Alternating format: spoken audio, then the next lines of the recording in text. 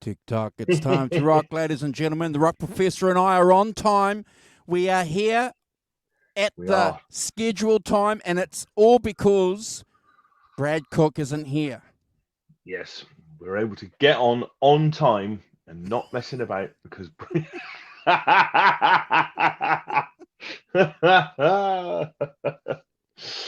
See, well, he's not here. Oh, here we are, straight on it. While he's up in Cairns giving it hell. I've seen that he put as a clip on YouTube or one on Facebook about it already. Looks really good. He's in one of those large theatres where there's millions of people. Unlike me this afternoon, I've got a gig this afternoon. I've got a gig Fantastic. at 5 later on in our local pub. Brilliant. It's not the same thing. I'm following him on Instagram. If you're following Brad on Instagram, folks, go and check out his posts. He's kicking back. He's enjoying the beach up there as well. He's got some pics of him relaxing. So we know he's going to watch this replay. We know he's going to watch it. So Brad, brother, enjoy yourself. Great gig. Thanks for the pics.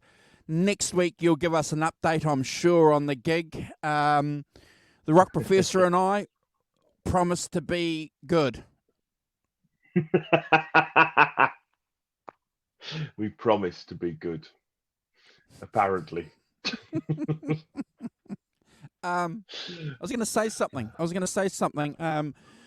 Okay, so we did a show today, folks. If you're familiar with Lewis from Fairfield Guitar Co., he organised Philip Souse to come on, not Philip Sace. I hope I'm pronouncing Philip's surname properly, who's a major guitar player. He's played with Ace Frehley. He's in Accept. He's been around. Great guitar player. Hell of a nice guy too, Simon. So we managed to talk about his background, his experience, and we had Lewis on as well, obviously directing the show. And thank you, Lewis, for organising that. Yeah, that was excellent. I should be looking at it later. I was asleep. We've got some people turning up, which is fantastic. So, morning, Tim Thomas, Johnny Heartbreaker, Robert Ranford, Gret Zeppelin. Morning, all. Awesome. Yeah, hope we're all well. So as the show card says, folks, you know, we're here. We don't have anything scripted. I've got some pics that the Rock Professor and I are going to throw up and talk about. Obviously, the show is our tribute, in a way, to a legend, Simon, who passed away. Yeah. Before that, a week ago. I've got some things before that. Yeah. I'm just telling. Yeah. So. No, it's fine. Yeah. So we're going to be doing that. We're going to also talk about some of the progress on some of the shows that we've done, folks, on the channel, and how we did that. And we really, really appreciate the fact that people, Simon, as usual, have been sharing our link as well. Yep, that's all been going very nicely. Amazing. We've had loads of fantastic views this week on the Eric Clapton stuff, haven't we? And some Led Zeppelin things that have suddenly leapt into the consciousness and given people some things to watch. So that's really, I think that's really good. I think, you know, the key is the key is, folks, you know, we share a lot of those links on other social media platforms as well, and that certainly helps generate Simon getting some interest here on what we're doing here on the channel. That's working well. And clearly people are interested in Eric Clapton because of the 24 Nights thing. Yes, coming up in a couple of weeks. Yeah, that's going to be very exciting. But yeah, but it's nice that people are getting out there and watching our stuff. It's always nice. See lots more people come in. Morning, Holly, Lewis. Hope you're well. Ellen, good Fan- morning, Ellen. How are you? Fantastic. Arvin, of course. Morning, Arvin. Hope you're good. I think so. Yeah, people coming in. So yeah, I've got a couple of things. I have a test for you. I have a test for you this morning. Before we do anything else. For me or for the chat? No, for you. This Oh, is for okay. you specifically. Oh, Right? okay. Okay. Right, you ready? Ready? Okay, this is New Zealand bands. Okay. Right. One of them's a faker. Okay. There are 5 bands. One of them's a faker. Can you spot the faker? You ready? Okay. Right. The first band is The Chapter, spelled CHAPTA. The second band is the Down Under Sect. The third band is the High Revving Tongues. The fourth band is the Calculated Risk, spelt KAL-Q-LATED. And the fifth band is the La Di Dars. Okay, the only band that I know of is the Lady Dars, because that's a 60s band that went to Australia. Yep. Yeah, but they're all, yeah. Go on, have a guess. Do you recognise any of the other ones? The Chapter. I'm gonna say the Chapter is a fake. I've never heard. I'm gonna say Never heard the of Chapter. any of those. Oh, no, it's not the Chapter. The Down Under Sect. Okay. The Chapter's real. The High Revving Tongues and the Calculated Risk. They're all real New Zealand bands from a long time ago. What kind of music? Actually, they're all kind of pop rock kind of thing. Oh gosh, I would have thought that I would have known my history, my pop culture musical history, but I only know one band. Yeah. Well, that's good. Well, you do one of them. That's really good. Yeah, the Lady Dars were our Rolling Stones, Simon. Ah, okay. Yeah. Yeah, they were out while everybody in the 60s was presented nicely on television, because we had the NZBC, which is like the BBC, and everybody spoke proper, and even the presenters here in New Zealand spoke proper. The Lady Dars turned up with their hair scruffy and their shirts hanging out, so yeah. But they got away with it because why? They were selling records, Simon. Well, they were quite successful in New Zealand, don't they? They went to Aussie and they had a couple of top 10 hits in Aussie. And if you make it in Australia as an act right through the 70s, 80s, and 90s and 2000s, you were doing pretty well because, Australia is the place. Mm-hmm. Interesting, yeah. Without necessarily breaking out anywhere else, kind of thing. You can do well enough in those 2 markets to make it worthwhile. Fantastic. That's really Yeah. You can do pretty well, and there's been a few musicians who have. Thank you for that. I appreciate. I heard it the other day. And I thought, oh, I'm going to test Andrew with it on Sunday as we're having a just me and you show. It's like, oh, just get him on the roll for this. Oh dear. I'm glad you mentioned that too. So we want to do a shout out to OU812, one of the second single of OU812, When It's Love, was released this week, back in 1988, Simon. Well, I'll see your 1988, your modern rubbish, okay? I'm saying June the 7th is the 60th anniversary of the Rolling Stones' first single. Come on.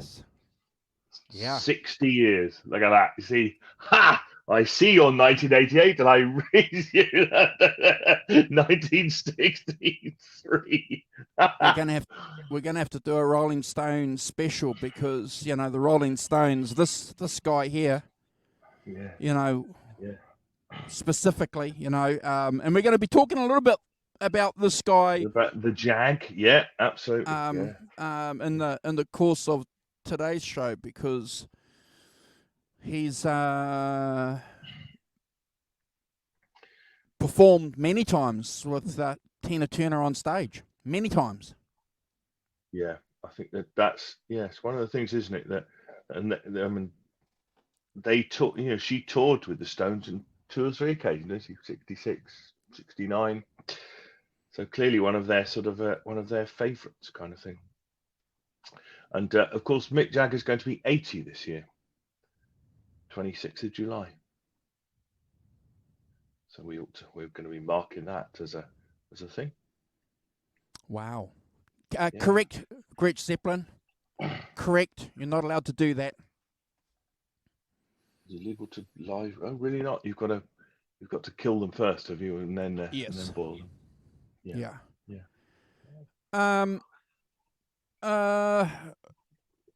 Simon, do you want to do a shout out? We've got 10 people. I will. Yes, absolutely. It's look, our erstwhile colleague, Mr. Cook. Good morning, Brad. How you doing? Hope you're good.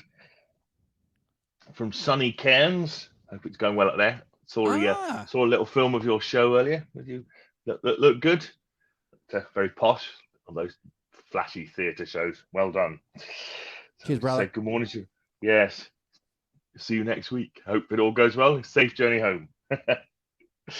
Oh dear. So good morning to Holly Lewis. Look, Holly got the old mug out, Holly. With the thing. There we go.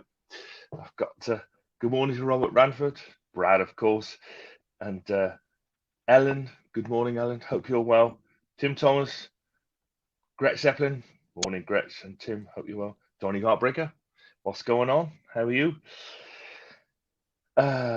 We've got Arvin, of course. Arvin's up the. Good morning, Arvin. Hope you're well as well. Good to see you. I think hopefully that's everybody. Holly, Ellen, Tim, Arvin, Gretch. Yes, I think it's probably everybody. So good morning, everyone. Thanks for joining, Robert. And fantastic to see you. And I hope you're all well. Nice comment there from our very, very good friend Robert. Nice that you guys are doing a tribute show for Ms. Turner. But a little sad that these are becoming more and more frequent as we continue to lose our idols. Sorry for the downer, but it's a fact, brother. It's a fact, and it's again, it's part of what we do here on this channel, isn't it, Simon? It's about remembering and talking and discussing great albums and great acts, and unfortunately, when they pass, we want to slot that in the regular scheduling, isn't it?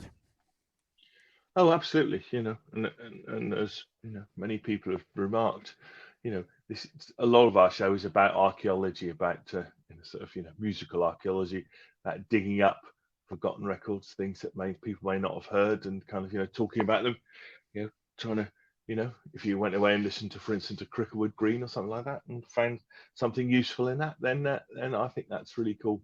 I think that's where we are in our little space doing that, and I think remembering these great artists, and because they have been, Tina Turner is one of those great artists, and I suppose moving into it,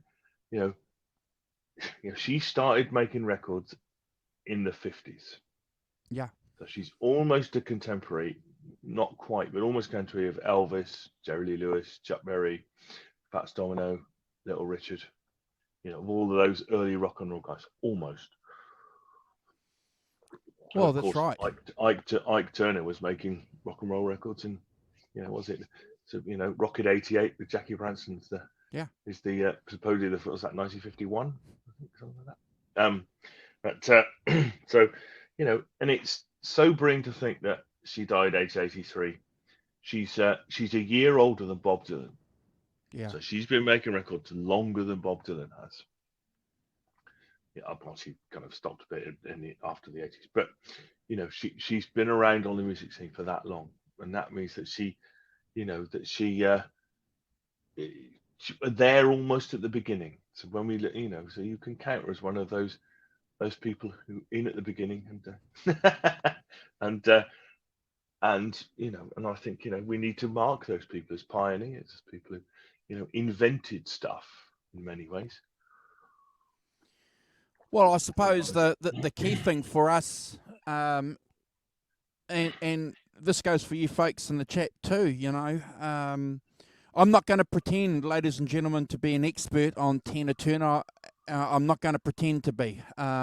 We've got some photos, obviously, of Tina with some related acts that we know that she's performed with that we can put up in the course of the show, and we'll probably do that and talk about some of the acts that she's performed with. But let us know in the chat when you first became aware of Tina Turner as a performer. What album was it? What song? What decade? And I suppose, Simon, my question to you is: when did you become aware of Tina Turner as a performer? Do you want to share with us your experiences? Yeah, I mean, really, it's Nutbush City Limits. Nutbush City Limits, their big hit from 1973. Which is basically about her life. Growing up, she grew up in the town of Nutbush, or the community of Nutbush, Tennessee. And so that's where she really first impinged. I mean, that, and of course the Acid Queen in Tommy. I'm the Gypsy, the Acid Queen. I'll tear your soul apart. Because Tommy was big back then, and we went to see that. Went to the cinema to see that because it was a new thing, an amazing 74. See, so it was about the same time. So I went to see that, and clearly she's one of the main powerhouse performance in that. Gretch Zeppelin has been a member for 12 months. Thank you, Gretch. That's fantastic. Money well Thank you, spent. brother. Well, glad you think so. That's fantastic, Gretch. Thank you so much for that. And there she is there. So as the Rock Professor said, part of some of the pics that we're going to throw up are the people that she's collaborated with, and The Who is one of them, one of the acts. Yeah, absolutely. So, I've got a few notes about her. I've made a few notes, as you would expect. I may talk a little bit about her early life and stuff. She was born, as we all know, Anna Mae Bullock on November the 26th, 1939. And she became known as the Queen of Rock and Roll.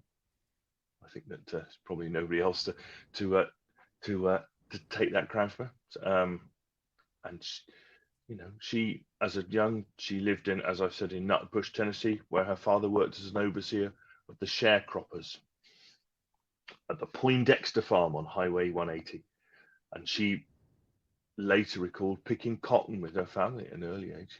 She was part of that generation that picked cotton out in the fields when she was young. Well, clearly poor black background, not much money around. She began singing in the church choir, like so many did. Aretha Franklin is another famous person. At the Spring Hill Baptist Church.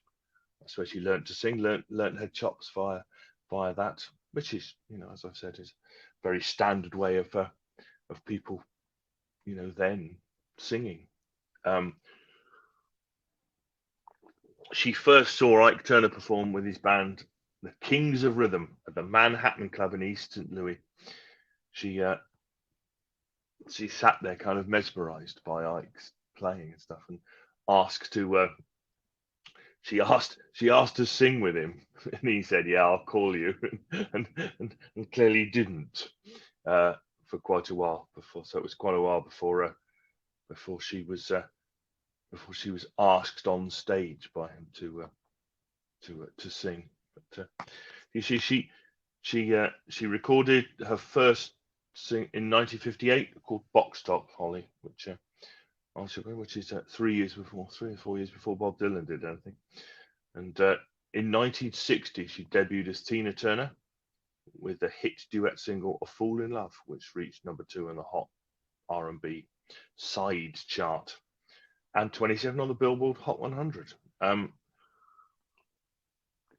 which is amazing.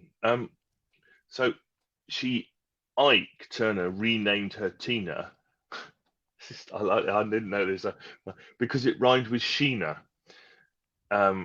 He was inspired by Sheena, Queen of the Jungle, and Nyoka, the Jungle Girl, to create her stage persona. Turner added his last name and trademarked the name as a form of protection, so that if she left, he could replace her with another Tina Turner, which is interesting.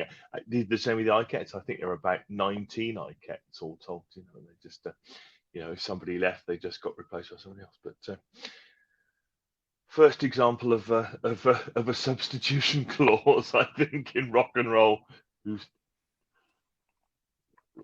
Tonight the part of Tina Turner will be played by Tina Turner. And clearly in that time, they spent their time, they built a reputation as one of the hottest, most durable, potentially, explosive R&B acts on the Chitlin circuit, which they played, rivaling James Brown in terms of musical spectacle. And, they were able to perform in front of desegregated audience in southern clubs and hotels. That's quite interesting. That's early. And she also went on various solo shows like Bandstand and Shindig and things, while the entire review appeared on Hollywood A Go-Go. So that's how that's how she got started out. And Ike Turner, as I've said, had been around. Had been around for a while before that, making rock records and having the review before he joined forces with her. But I think it was because of her, we talk about this, but her power and her swagger and her sensuality and her powerful gravelly voice and her energy. I mean, it's just gave it something that, I don't know, seemed pretty unique in rock and roll in the late 50s and early 60s. Andrew, can you think of another rock and roll female singer that sang like her?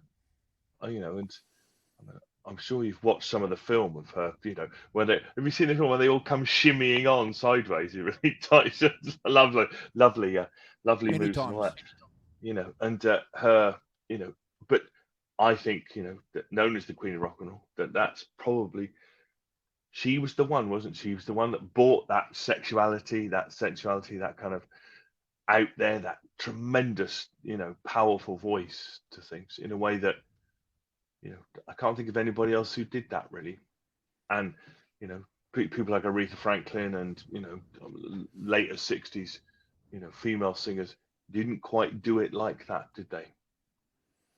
No, and rock and roll gives you a lot of opportunities, folks, where you can get away and do a lot of things that you probably couldn't do in other types of music. And she talks about that herself, her debt to rock and roll. It gave her, like a lot of performers, like a lot of people, a source of income. And she talks about that frequently. I know that the rock professor mentioned the shimmering, the way that she came on, and it's famous, and go and check it out. But most of us would be familiar with it. But if you're watching a replay and you're not, go and check it out. And Mick Jagger himself talks about how he was influenced by her stage performance, the way that she interacted as a performer, and he nicked a lot of her ideas. Yeah. Yes, that's quite famous, isn't it? That he took a lot of took a lot of things from her and incorporated it in. I also think James Brown as well. I think there's some James Brown in Jagger's stuff, isn't there, as well? But hey, Digital, good to see you, brother. I replied to your message on Instagram, bro, so go and check it out. So, Simon, when did you first become aware of Tina Turner as a performer? Well, I think, as I've said, it's Nutbush City Limits. Oh, it was and Nutbush. it's pop. Okay. The Nutbush. What about you? Well, I was late to the party. I sort of went back like a lot of us. But Private Dancer, when she came out with that Private Dancer album, I have to tell you, folks, it was huge here in New Zealand, and obviously it went on. It was her breakthrough album, Simon, that resuscitated Yeah, her career. She managed to get on to MTV, Simon, and people fell in love with her interaction, the way that she interacted, obviously, with your audience. But Simon, more importantly, her voice, that was distinctive in the 80s as opposed to a lot of other women singers, Simon. for sure. And she'd been going for 20 years, 25 years before that as well. So she had all the pedigree for performers. I mean, I think it's in common. You're in common with lots of people. Is that I don't think many people would have. Morning, Johnny B. How you doing? I don't think that she would have been that well known to a lot of people. And that resurrection of her career in the 80s, took her to a different level. And I think lots of people who are younger than me. If you ask my wife Caroline, who's 5 years younger than me, you know, Tina Turner's the 80s for her. Really, it's not. She's not a 60. Where for me, she's more of a 60s and 70s artist. I think, and that's clearly because I'm older. That's where I came in, and that's where it. That's where it first hit me about her powerhouse performances and things. And we didn't see much of it because there wasn't nobody put it on the telly. But you could tell. It didn't take much. Listening to River Deep Mountain High was Yeah. an extraordinary record. That that and as I said, Nutbush City Limits, which had that kind of groove to it that I've done in previous bands. We used to do Nutbush City Limits in previous bands. So, and as I say, the other thing was Tommy, which was huge. When I was 15, 1973, huge film. Because it basically the first rock film. It's the first time you went to see a film that was rock. I don't think I'd seen one before that, particularly not in that way anyway. Typical Ken Russell as well, sort of over the top and crazy, which is fantastic fun. But you'll do something like that. But I think that in America, her, in the mid 60s, the mid 60s. What's weird about this? I'm reading out, and I hadn't realised this at all, because that River Deep Mountain High was Phil Spector had seen her singing in a club, and he, here we are, Mad Max, the films, of course. Yeah, it's that's another interesting thing, isn't it? That was beyond Thunderdome and Tommy, but yeah, River Deep Mountain High. I don't even know the story of River Deep Mountain High as a recording.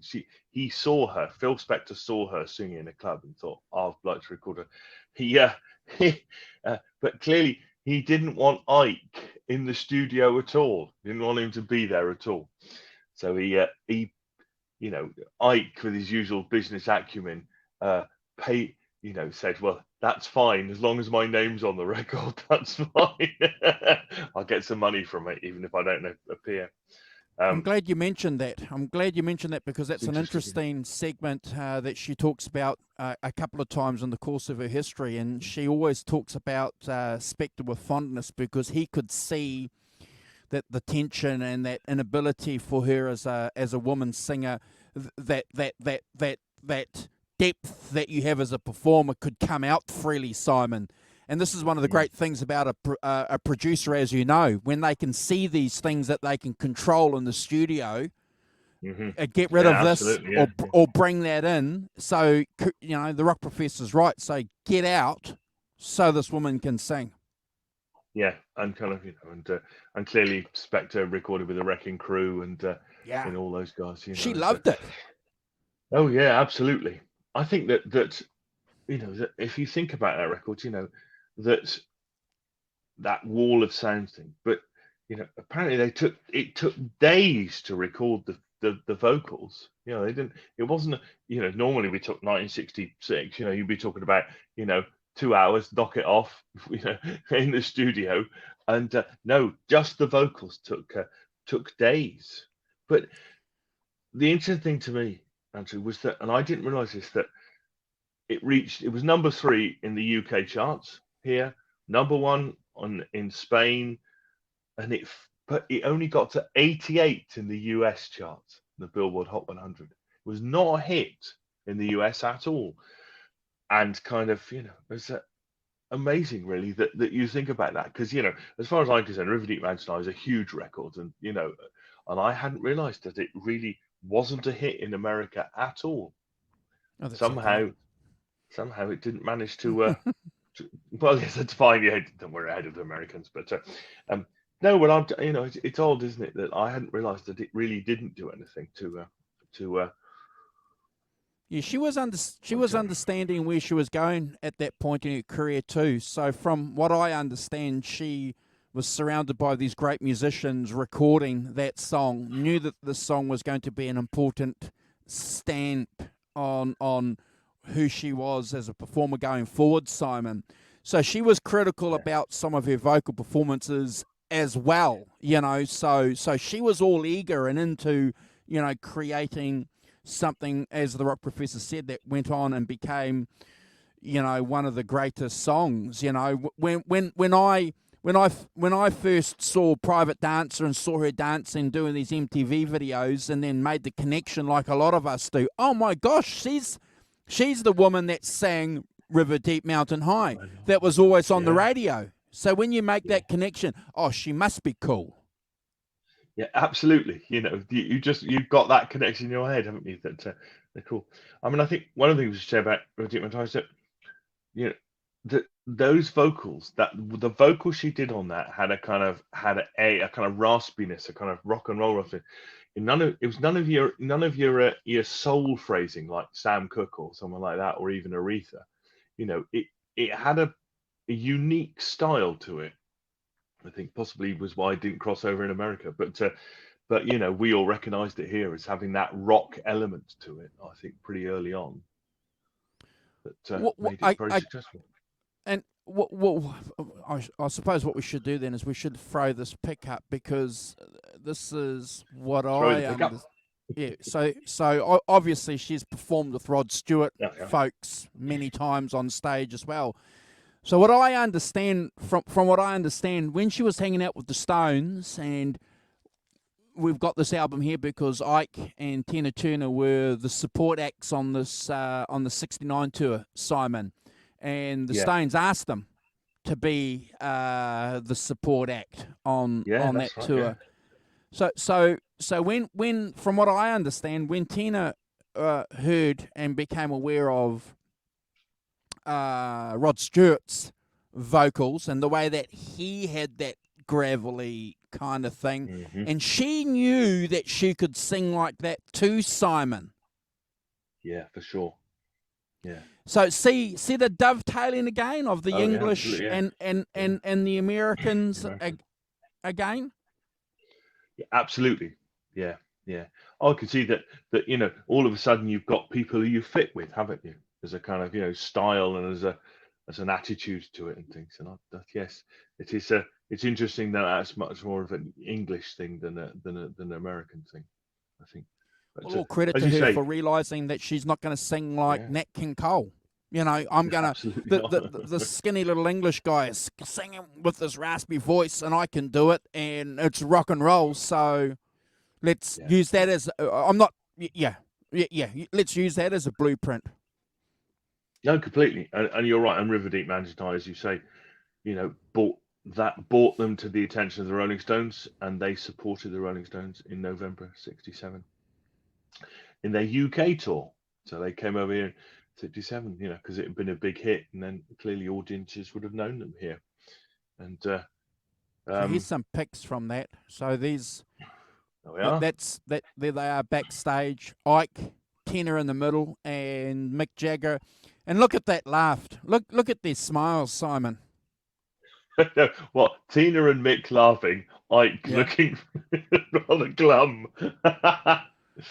yeah. Mick amazing. and Ike. Mick playing with guitar. Must be an early shot. There's Keith and Tina in '72. This is the '72 tour. Mm-hmm. Yeah.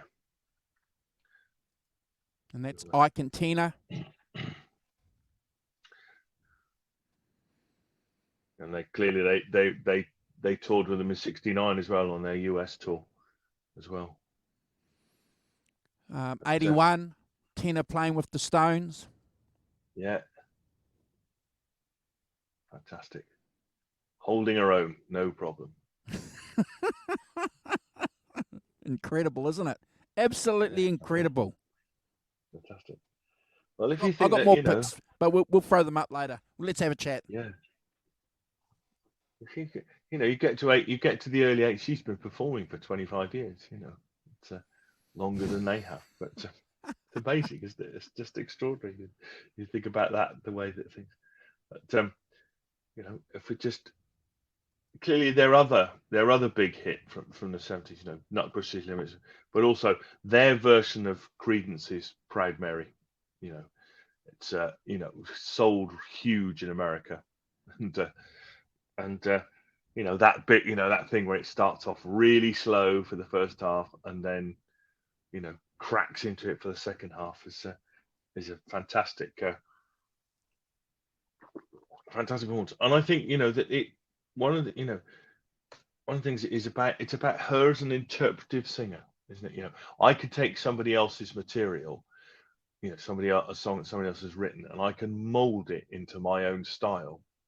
Clearly, Ike's got something to do with this as well, but can mold it into my own style vocally and take it to somewhere that the composer John Fogerty hadn't thought of doing. That kind of half slow and then really speeding it up in the second half, and making it your own is That's all Ike. That's yeah, all that's Ike, all Simon. Yeah. Oh Yeah. yes, being able to do that arrangement stuff and things, and I know that their albums that around this sort of time, they'd have all Ike's.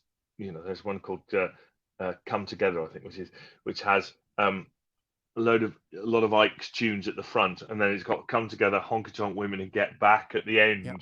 kind of thing. Even though they're probably the best tracks on those albums. Yep. Clearly, she was able to, bring her own character to those, and make them successful. But it's amazing that she's. Andrew makes a good point there about the song that she did in the 80s with Bryan Adams, "It's Only Love." Another huge song, Simon. Radio song. Huge song. Absolutely. And I think part of her appeal, that I'll get to this because it's interesting, is that because of her background in review, you could send her to almost anything and she would make a success. You could have her sitting on morning TV sofas, you could have her at a rock show, you could have her at a soul, whatever. And she had the experience and the nous and the star quality to be able to pull off all those things. You could send her to play for the Queen, you could send her to play anything you liked, and she could fill all of those things. She was somebody who could go anywhere, and I think that's one of the important things of her her revitalization in the '80s, kind of thing, which is I think really important. Well, this guy here went on to do an important collaboration with her too, didn't he? Let's see if I've got the right pick, Simon. Hold on. Mr. Daltrey. This guy here, and we've ranked.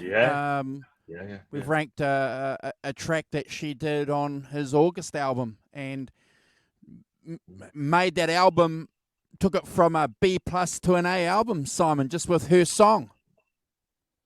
Yeah.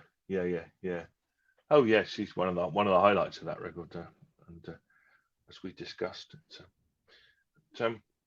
just moving on through. I mean, in '76 she split up with Ike because she got fed up with his abuse and his cocaine addiction and things, lots of drugs. But, she fled with 36 cents and a mobile gas card, and hid in the Ramada Inn across the freeway. And she, after the divorce was finalized, she was left with 2 cars and her name. So she retained her name, Tina Turner, so as her property, and it didn't revert to Ike, which is interesting. So just, I don't know if you've the sort of the early 80s are that fascinating time where she, she was continuing to work as a solo performer, but kind of flying below the radar. And she got an Australian manager called Roger Davis, and he agreed to manage her. And I think he had the vision about what she was going to do. Yeah, about how she was going to proceed. But so in '81, Rod Stewart attended her show at the Ritz in New York and invited her to perform Hot Legs with him on Saturday Night Live, which is pretty cool. So obviously, profile wise, good. In November, she opened for the Rolling Stones in their 1981 American tour. So she's, still retaining that affection from the Stones, and they took her out, and she recorded the Temptations' "Ball of Confusion" for a UK production team, the British Electric Foundation, which is Ian Craig Marsh and Martin Ware from from the Human League. So the Human League, I presume everyone knows who the Human League are, but if not, they're a sort of a early 80s electronic synthesizer act, big in the UK. I'm sure they're very big in America, but big over here. And the two guys, Ian Craig Marsh and Martin Ware, left to form British Electric Foundation, and they basically they wanted to do an album with various singers, and so they had this song "Ball of Confusion," and they asked James Brown to do it, and he agreed. And at the last minute, his manager said, "Oh, by the way, we want all the royalties from Ball of Confusion and all the royalties from all the other songs on this record as well." Surprisingly, he was turned down. You'll be amazed to hear. And then her name just came up, basically, as somebody, and they got her in. Apparently, when Turner and Roger Davis turned up at the studio, they said to Ian Craig Marsh and Martin, "So where's the band?" And they just pointed at the fairlight in the corner, because there's a very electronic, early 80s electronic thing.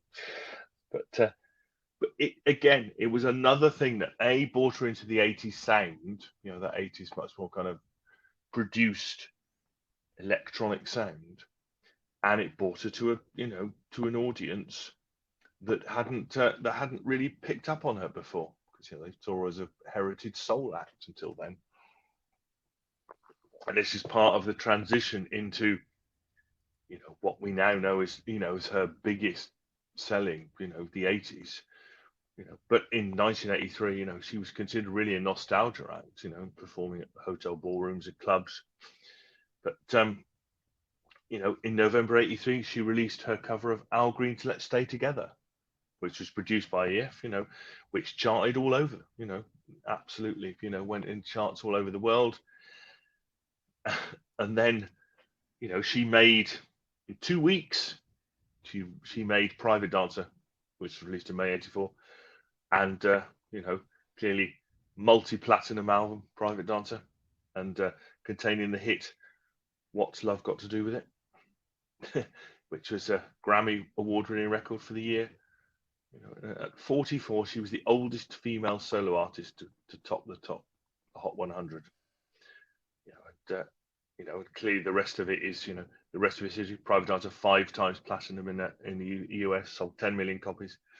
Although, a little side note, I didn't know this until she died, was that "What's Love Got to Do with It" had previously been done by a British pop act called Bucks Fizz, who represented us in the Eurovision Song Contest. I didn't know they'd done that, and I went and listened to it.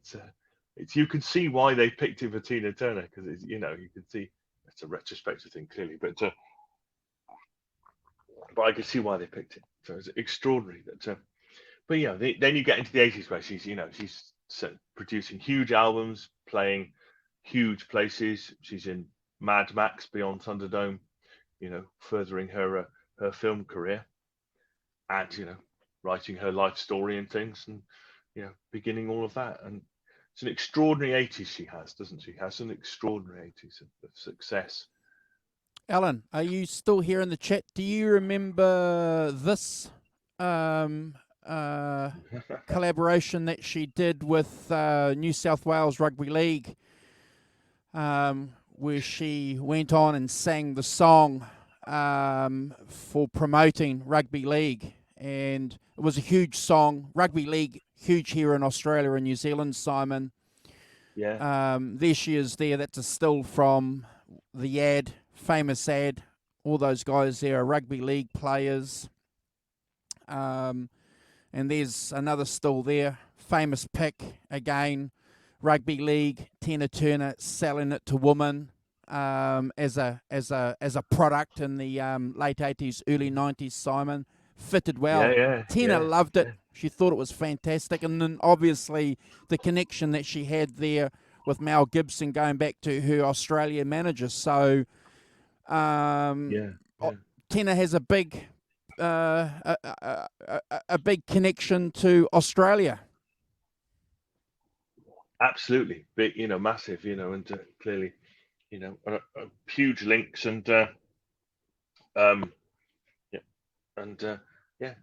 clearly retained that and retained her affection for the country, which is fantastic. Holly was saying that a friend of her mum's in Tulsa recalled seeing Tina Turner on several occasions at the Golden Eagle Bar, several jazz festivals, and as a solo act. So wow. Clearly playing a lot right now.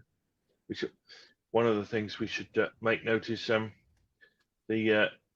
in January 1988 she performed at the Maracana Stadium in Rio de Janeiro, Brazil, to 180,000 people, which apparently set a Guinness World Record at the time for the largest paying concert audience for a solo artist. So she, by that time, she had the draw to draw 180,000 people. Yeah, he's there can't be many gigs that have pulled more than that since then, I would doubt. Here's another famous person that she's performed with on stage. Oh, this guy, Again? this English skinny guy's performed with this famous woman a few times on stage. Here's another collaboration that she did. Another famous American singer, Janis Joplin. Yeah. They performed, and obviously we've put this pic up here. She was inspired by Sir Rod. Rod Stewart. I think it's interesting to note that even though in the even the early 60s and things, that British R&B bands covered Ike and Tina Turner songs, people like Correct. Steve Winwood, and because they came out on a label called Sue, as in SUE, Fire Island Records and stuff, and and for some reason British R&B bands picked up on these songs and would perform them, would cover them. Northern Soul. She's performing there, ladies and gentlemen, with Sir Elton John.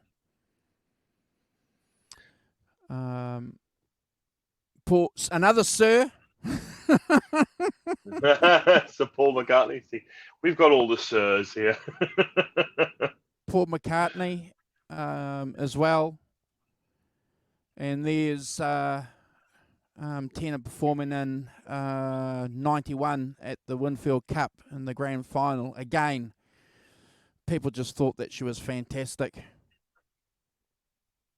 Just an icon. Yeah. And, and we should say, that time approaching 50, Yep. An absolute icon for, of what you can do as a woman in your 50s kind of thing, how much you can get out there, strut your stuff, and in heels, Holly, absolutely. I think it's a famous ad, Ellen. Yeah, she's talking about the ad. Yeah. We might play that ad at the end, folks. I promise that we might, just in case if we get blocked, we can edit that out. But just Holly didn't know that. Obviously, the connection that she had with Australia, and as the rock professor said, it was because of her manager. Davis. Yeah. It was. So it's fantastic. So I think even into the 90s. You know, she performed GoldenEye for James Bond, written by Bono and the Edge from U2, for the James Bond film. You know, so she was still, and I think she kind of went on a farewell tour, didn't she? And she didn't retire, but she started to do other more low key things, didn't she? She did some kind of Buddhist spiritual albums and things in the 2000s, and continued to record, into the 2010s and things, but not quite in the way she had done before, because clearly the 80s were her heyday. Yeah, I'm glad that the rock professor mentioned the spirituality of her path towards the end, because we don't want to get political on the show, folks, but it's worth mentioning how other people wanted her to become political, and wanted her to come out and make some political comments, and she turned around and said, a few times, look, I'm not interested in doing that. I'm a singer. I'm an artist. Yeah. I'm not interested in pushing politics. No, and I think that's right. Wasn't her thing. So I'll just make. I've got to link this. She became a Buddhist, and she was Nichiren Daishonin Buddhism, which my mother-in-law is a great proponent of that, of the chanting Nam Myoho Renge Kyo, and so I came across that when I met Caroline. So it's kind of familiar to me as a thing, and and then clearly Tina doing it as well, mentioning it in her film and her autobiography and things, and continuing to do it as a it's worth checking out, folks, because her discussion on meditation, the Eightfold Path, if you're interested in these things, the Four Noble Truths, and how that can apply in a 21st century mindset, may seem difficult for a lot of people, but it's interesting. I'd rather listen and read that than find out whether or not someone supports a Republican or a Democrat nominee for the president of the United States.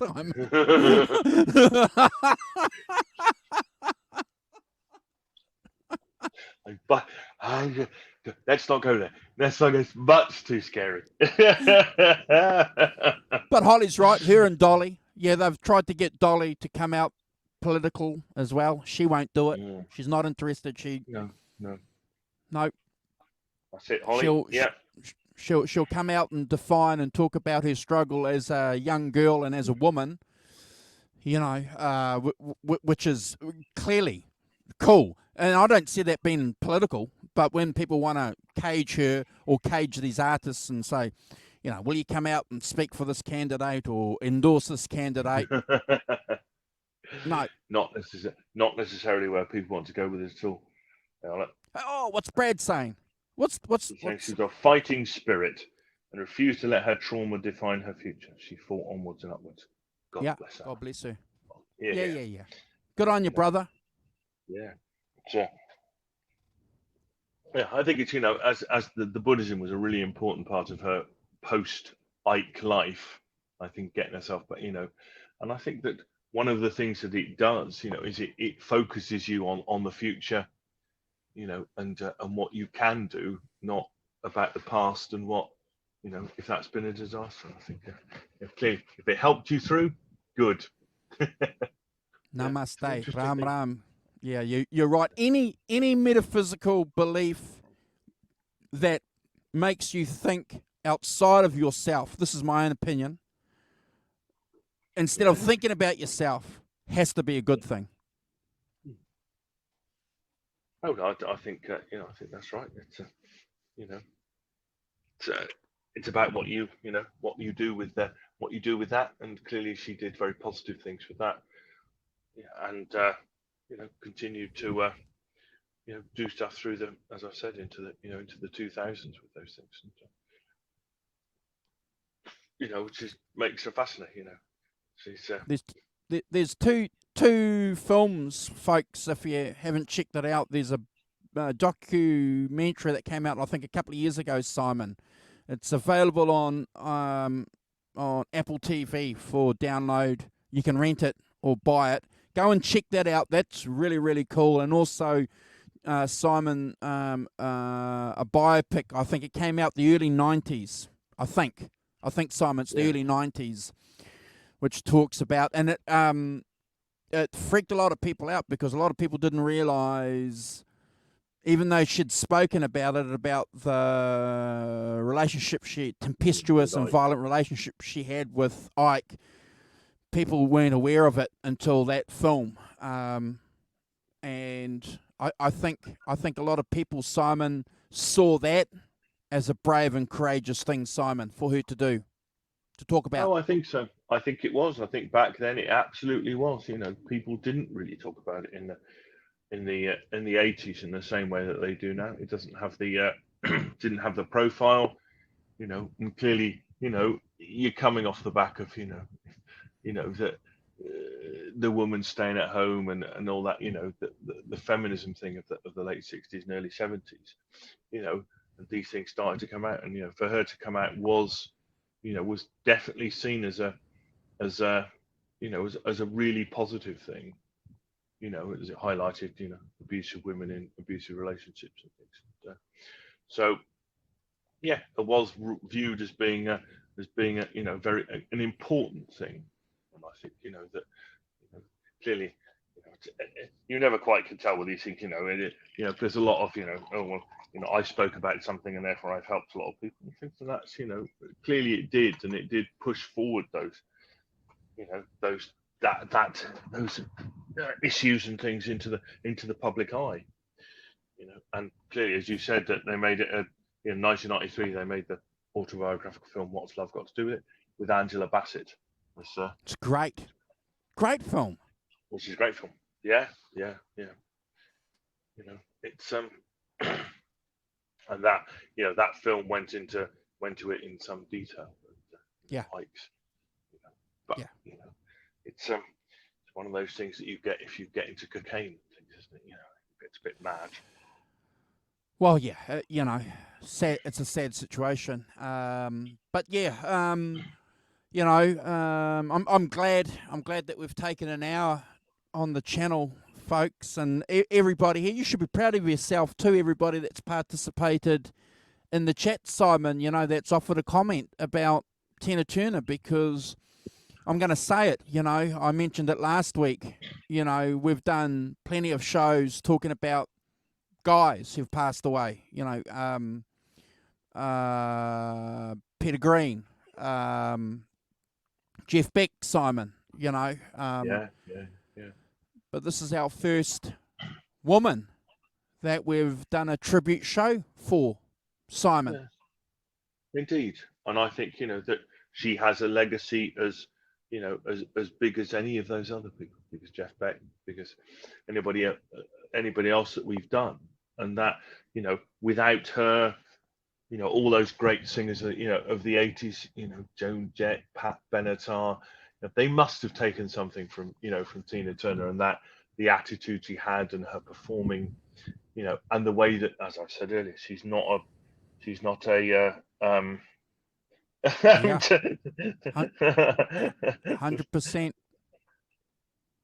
It's and I think that in that way she was a pioneering artist, and she performed with Beyonce in the early 2000s and things, so clearly it had a massive effect, and I think that's what we should remember. Holly saying, can we please just mention her famous legs? Yeah. We can mention her famous legs. Is that enough, Holly? Is that enough mentioning her legs? But not. I'm much more interested in her artistic and legacy than Plenty of pics, ladies and gentlemen, and clips out there for you to go and if you want to delight your eyes to watch. I feel that this is dangerous territory for an old man like me. But as I say, I think that she has an extraordinary legacy that combining, as Kurt Loder, the journalist, said, the emotional force of the great blues singers with a sheer wallpaper peeling power that seemed made, to order for the age of amplification. I think that's perfectly said, and as I say, she influenced all those other artists, female artists particularly, who came after her. And I think that's what, for me, that's what she should be remembered for, as a pioneer and somebody who fought, but somebody who succeeded, and somebody who had great success, but retained her integrity really all the way through, kept out of things, and as I say, what can you say? She paved the way for so many women in rock music, black and white. So hats off to her for that. Yeah, thanks, Andrew. Thanks, Andrew. We're serious when we say this, and for everybody in the chat to agree with what the rock professor has said is pretty cool. But yeah, it's the least we can do, because as the rock professor said, and as the photos indicate that we've put on here, she's collaborated with everybody. I thought I uploaded one. I was naughty. I thought I had one here of David Bowie, so forgive me. But she collaborated with David Bowie, and I didn't upload that, so forgive me, folks. But many times she's collaborated with Bowie, and David Bowie said so many nice things about her, Simon. Oh, absolutely, yeah. And lest we forget, she sang at Live Aid with Mick Jagger in '85. So, yeah, and still, Andrew mentioned that. Yeah. Oh, well, did you, Andrew? Well done, Andrew. Thank you for that. It's excellent. So I think worthy of a show, and worthy of of our appreciation. Because she was a great artist, and she did great things, and opened a lot of doors, and kept going. For that, we thank her for it. Brilliant. Just hold on, folks. I'm just going to get rid of that. You want to hear some awesome music? Go and check out Brad. See how quickly we're going to get banned. No, we're not going to do that yet, folks. We're going to mention a couple of things. So I'm going live tomorrow with Bob, with Jeff, with Curtis, with Phil, and maybe another. So there's going to be mayhem on the channel tomorrow. I was going to offer, if you wanted somebody, a co-host. I was going to, but it sounds like you've got about 15 co-hosts. You'll be fine. Corralling. Look, Bob and Jeff are very important to our channel, folks. If you're not aware, here he is. What? Hey, brother. There he is, live from the car park. I'm on my way to the airport, so I thought I'd just drop in and say hello and see how you find it. Fantastic. I've been lurking in the chat, listening as I've been walking around and doing things here. But yeah, so I'm in sunny Cairns City, Queensland, Australia. For anyone who's overseas, it's winter here, but it's about 28 degrees Celsius, so warm. Yeah. I feel like I might have actually got a bit of a tan on this trip. Stop showing off. Yeah. But yeah, so it's been a trip. Had a fantastic gig last night. So yeah, on a bit of a high. It was good show, full sellout crowd. So yeah, and it's just great to hear you guys talking about Tina. She was we did one of her songs last night, Brought the House Down. So yeah. Oh, well done. Excellent, well done. Yeah, and good to see you celebrating a female artist on the channel. No problem, brother, and glad we're happy and proud that you've managed to jump in and say g'day. Yeah, well, it was one of those things where I'm not sure whether I was going to be able to do it or not, but I just thought I'm not going to gate crash your show like Simon does, but. No, I just thought I'd pop in. All jokes aside, pop in and say g'day, and to everyone in the chat, and my mum and everyone there. So yeah, hope everyone's having a fantastic Sunday evening here in Australia, Saturday evening wherever you guys are, and and God bless Tina.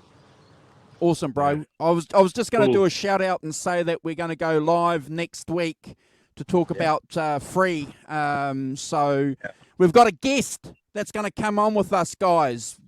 Jim is going to come on and guest with us. Yeah. Awesome. Cool. That'll be Jim's a great addition to the panel, so that's great. Awesome, bro. And it's a great album too. Great album.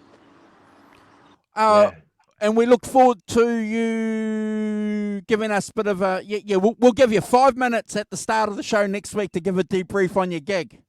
Oh, look, it was I will for sure. I'll send you some photos and stuff like that. But on the socials, there's a few things floating around. I've seen it. I've seen that. I've seen some live footage. Yeah, it looked really good. Yeah, we did 2 long sets. The second set went for about an hour and a half. The first set was about an hour. So it's a 2.5 hour show, and the crowd up here, the energy was really good. It's a wonderful part of the world, Cairns, Queensland. So if you're a Australian person and you've never been to Cairns, naughty, you should get up here. It's great. Well done, so I'm bro. trying to get tourists going, to Cairns as well. So they should be paying me for promoting tourism. Okay, we'll hashtag on this video Cairns. Visit Cairns hashtag, all right?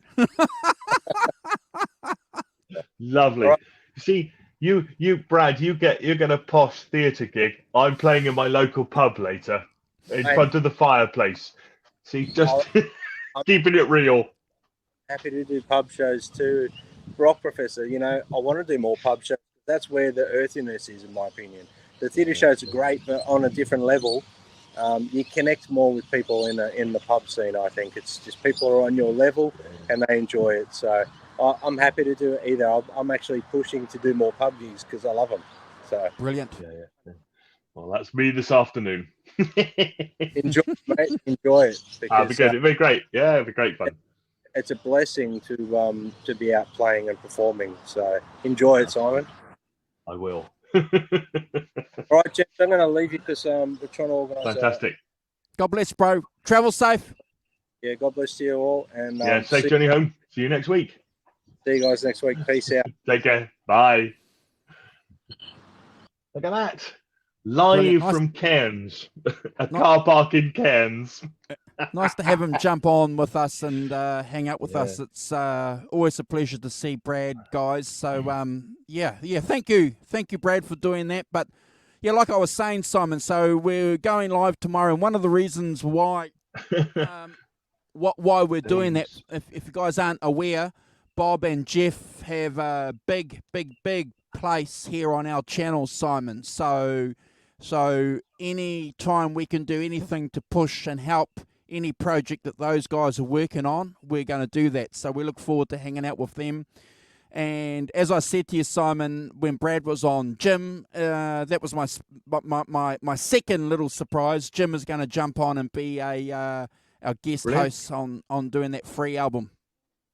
Excellent. Well, that's really good. And you've got Dave Spector on tonight, haven't you? Dave Spector is coming on with Bob, Jeff, Curtis, and it could be Michael Freeman. So there's going to be Nice. Yeah. So if you want to, I might pop on and say hello. Yeah, I won't stick around. That's fine. But he's a very well-known Chicago blues musician, Dave Spector. I've not come across him before, but and I think maybe Michael's produced him certainly at some point. Yeah. So we look forward to that. Yeah, so that'd be good. And having Jim on, who's been on our channel a couple of times, folks. How many tracks are on that album, Simon? 10, I think. 10. Which one is it? Tons of Sobs. Tons of Sobs. Yeah. Let's see. I can't remember. It's a 1970 album. It'll have 10 tracks on it. Yeah, it won't be 24 or 14. No, it won't be. It won't be. Might even be 8. 10. See, 10. 10. Awesome. 10 tracks. So, Yes. so that show, folks, will go for at least 2 hours. So we look forward to that. So hang out with us on that if you haven't done your homework. Most of you guys do. Another great show. Yeah, thank you, Alan, and thank you for supporting us earlier today too. When we had, I forgot to mention that you were on when we had Lewis and Philip on. So thank you, and Holly was there too. Thank you, Gene, for that. I was asleep. Yeah. Disgracefully. Simon, do you want to do a quick shout out to everybody? Because I'm going to play that video. Yeah, let's do that. And At the end, and then we'll cruise, just in case Mr. YouTube gets angry with us. Yeah. So thanks to Robert Ranford. He's going off to get some sleep, I hope. Thanks, Robert. Holly, of course, and Ellen. Thank you so much for your support. It's fantastic. We have Digital Guitars UK. Auntie, thank you so much. Auntie, getting up early. In the Robert Ranford, Ellen, Holly. Who else we got? We had Gret Zeppelin, Brad, of course. Safe journey home, Brad. I hope that goes fine for you. So just got Digital Guitars. Gret Zeppelin. We had Arvin, of course, with Robert Ranford. Johnny Bean. We had Johnny Heartbreaker as well. Thanks, Johnny, for joining. Good to see you. Gret Zeppelin. Blue Striker.